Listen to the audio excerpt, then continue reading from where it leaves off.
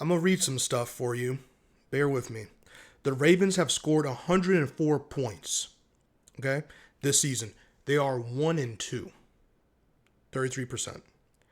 They are the only team since at least 2000 to have scored 100 plus points through 3 weeks, but have a losing record.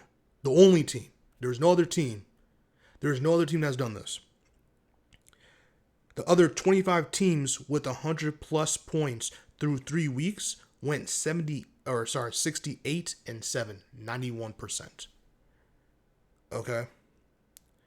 And I mean, again, Lamar Jackson has 10 touchdowns and 0 turnovers, right? Through these first 3 weeks. Okay? And the Ravens are still losing. The Baltimore Ravens defense, this is the statistic why. The Baltimore Ravens defense through 3 weeks have allowed 32 points per game, 415 yards per game allowed, have only 3 sacks, and only 2 turnovers forced. Only 2 turnovers forced. Listen, y'all, I don't know what else to tell you, okay?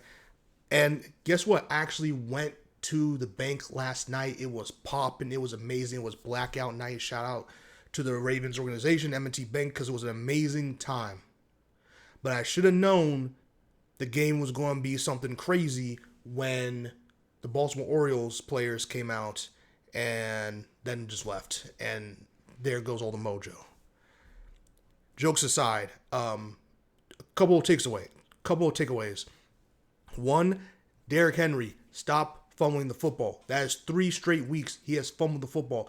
2 of them being very costly, being game 1 against the Buffalo Bills and then game 3 against the Detroit Lions. Okay? Where's the ball security? And he always does this in situations where you know they're definitely trying. I mean, they're always trying to force a turnover, but you know for a fact they're trying to do that. Okay, you're backed up in your own territory. You just can't have these turnovers, and he does it again and again and again this season. Okay, and he struggled week 2 and week 3. But part of that is also the offensive line, not just Derrick Henry. He has his own big problems to worry about. The offensive line. Lamar Jackson got sacked 7 times, got pressured. This is the bigger stat than even the 7 sacks. He got pressured 30 times. Excuse me. 30 times. He got pressured 30 times last night.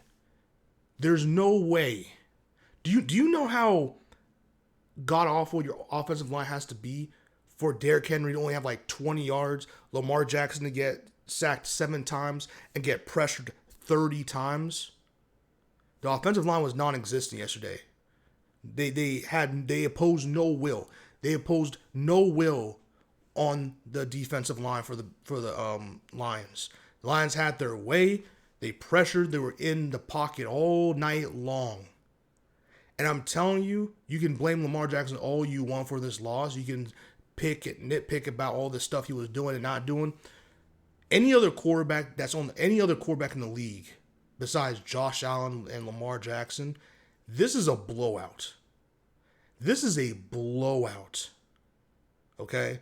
Because the Lions had a great game plan, first of all, and opposed their will. And anyone that's not Lamar Jackson or Josh Allen could not escape and make the plays. The throws Lamar Jackson was making last night were insane. As a matter of fact, I don't know if I can look up real quick what his statistics were in that game, because let me see. I don't think I have it. Damn. But what I do have is his statistics for the first 3 weeks.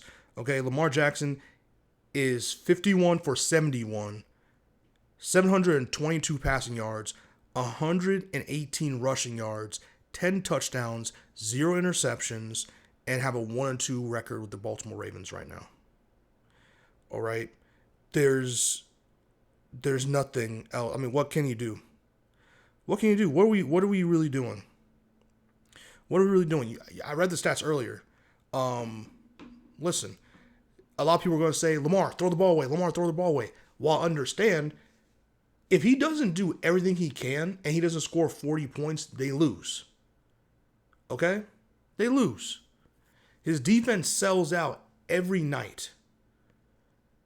Every night. It's terrible right now in Baltimore because the Ravens are a good team, not a great team. And good is not good enough to win the AFC North. It is not good enough to go to the Super Bowl. And it's definitely not good enough to win one. You got to be great. You got to execute. They cannot execute down the stretch.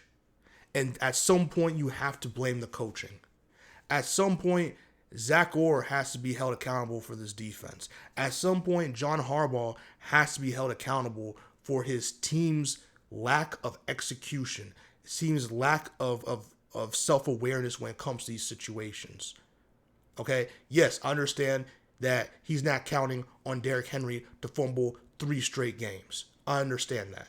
I understand he didn't expect Justice Hill to just decline and become invisible the way he is. But there are other backs and there are other players that he could put in this game that he has not done this entire season that could at least alleviate some of the pressure from Derrick Henry. Because clearly, having Derrick Henry for every freaking other snap, basically, besides pass blocking and third down situations when he's not running the ball, is not working.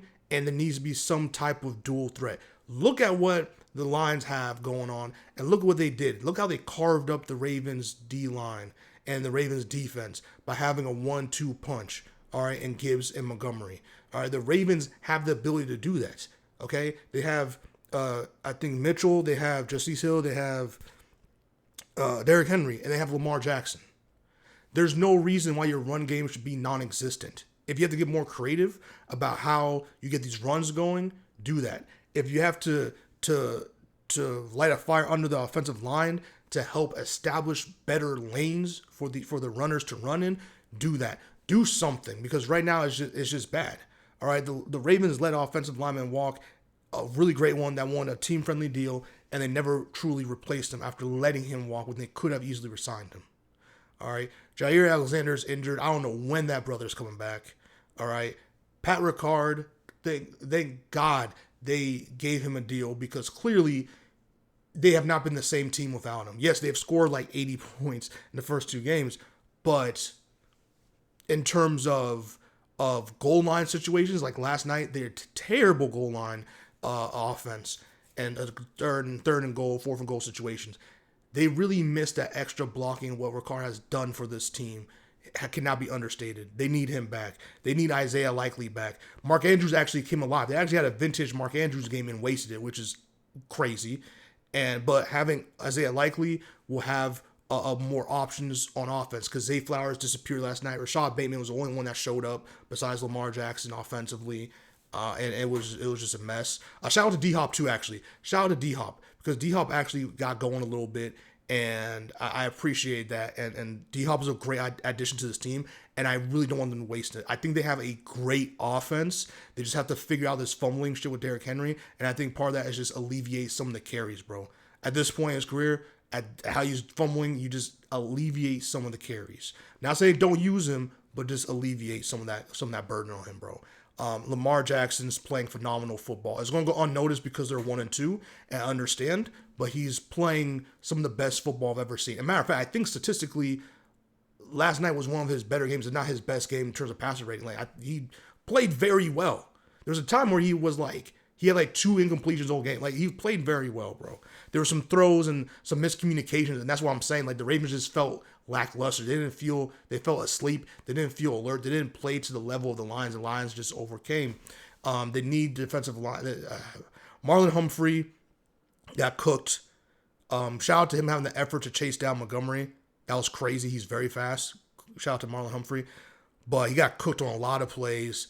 Roquan Smith, man, regressed to the point where he's playing good, but he's not playing good enough for this team. So you either get another linebacker in there, like a Patrick. I know you can't just replace Patrick Queen, but get a linebacker that can help get the most out of Roquan Smith, or you got to trade him for, while he still has a value as terms of his linebacker position, to go get yourself another defensive lineman maybe that can go in there and get some pressure, because Jared Goff had all day. these quarterbacks and these running backs have all day. The lanes part like the Red Sea. You can't be doing this. You get no turnovers, no pressure. No wonder why the defense is non-existent, because you can only cover for so long before it's just like, and these soft zones, guys on the defensive line lining up certain type of ways that make really no sense and leave easy 2-on-1, 3-on-1 situations to one. It's just that's why the lanes were so open. So we're going to see what's going to happen. Comment below. Let me know what your thoughts were of this Monday Night Football game and what your thoughts are on the Ravens this season and what do you think they can fix. I think they'll be fine. I think they'll beat all the teams they're supposed to beat. But unfortunately, teams like the Chiefs, like the Lions, the Bills, like these teams that they can beat, but they have to play damn near perfect football. They're far away from that. And so it'll be like every other season. And John Harbaugh, someone has to answer, because you can't just keep doing this.